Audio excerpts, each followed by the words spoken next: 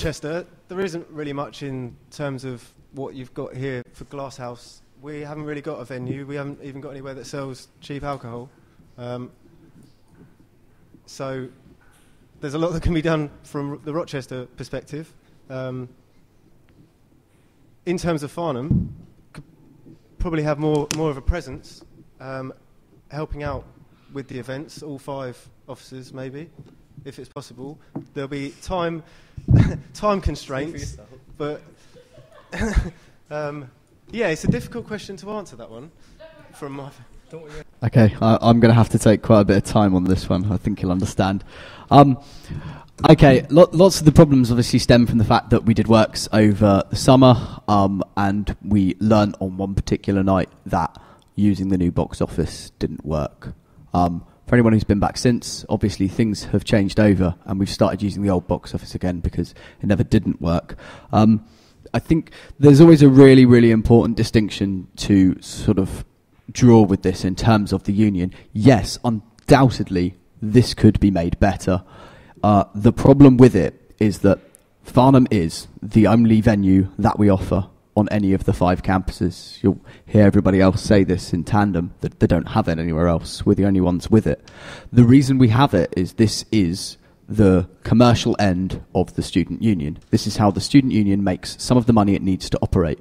The student union doesn't do this because it wants to, or because there's anything to massively sort of gain in terms of us or the staff there. The simple thing is that the union is placed in this position by the university. The university does not give the student union enough money to run. It forces the student union to have commercial entities to make money in order to operate and be able to give all the other services in terms of clubs, societies, advice, representation across all 5 campuses. It's unfortunate, and I hear everybody a lot of the time saying this place is expensive, the service isn't as good as I want it to be, there's not enough of variation in the nights that we put on, and part of it's down to sort of our geography of being in a small town in Surrey, but a lot of it comes down to this fact that essentially the university has forced us into a corner to make money from this. If you genuinely want the student union as a venue in Farnham to get better, there's one simple way to do that. You need to support the union in pushing the university to give us more money to run. If we are less dependent on using that to fund the union as it is at the moment, then we will be less inclined to have to make it expensive or not invest as much money in it. It will still bring in money in that case. But if we can be put in the position where we have to be less inclined to use it, it will become better. I agree, obviously, with what Steve's saying, obviously, because the Farnham campus. I also agree that students don't really enjoy the nights, but then no one's actually participating in the entertainments team or anything to do with the union. They just come up to the nights and then complain about them. But if they join in and participate in organising the nights as well, then obviously it's going to improve the union, which is going to benefit everyone. And obviously put money, as Steve said, back into the union, which can create better nights all round.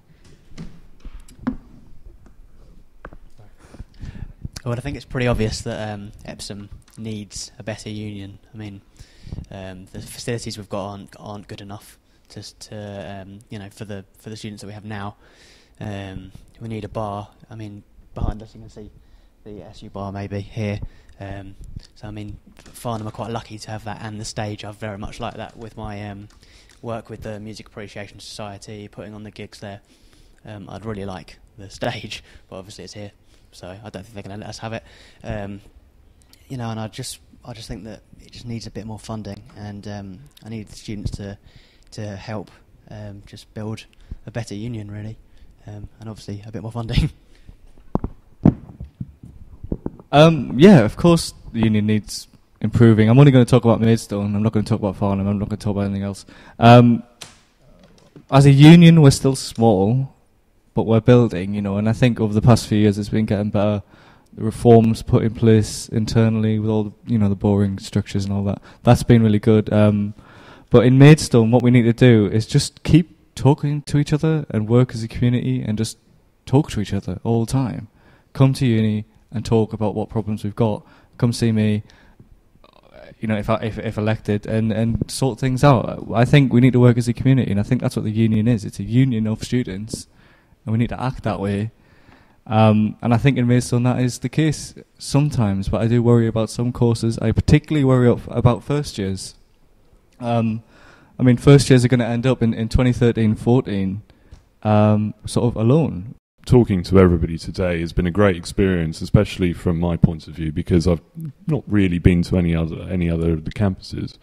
And in Canterbury, we've had our bar has been on the verge of closure for the last 4 years, and it's a university-run bar. This is the only SU-run bar in the whole sort of system.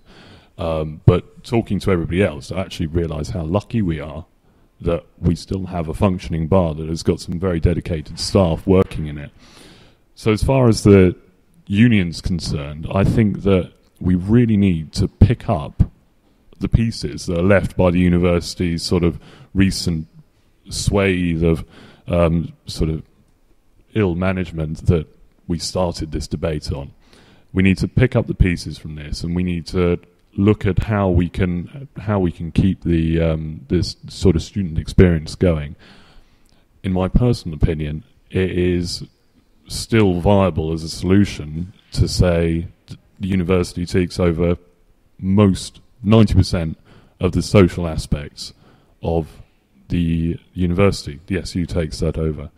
For example, and I know it's going to be an unpopular thing, and it's probably will be hissed at by everybody, but if we could take control of the bars, then we would have a great foundation, and we would have a base, we would have a headquarter in every single campus, because the problem with the union in Canterbury particularly is they have 2 offices, one of which is full of leaflets that are actually supposed to be the student advice sort of leaflets. They're just stacked high over the wall, and anybody from Canterbury will know exactly what I'm talking about.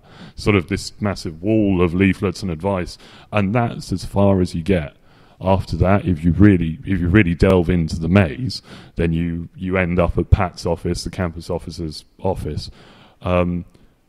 We lack any form of grounding where the students can actually go and say, this is student union run, we like it here, therefore we think the student union has a direct impact on our welfare.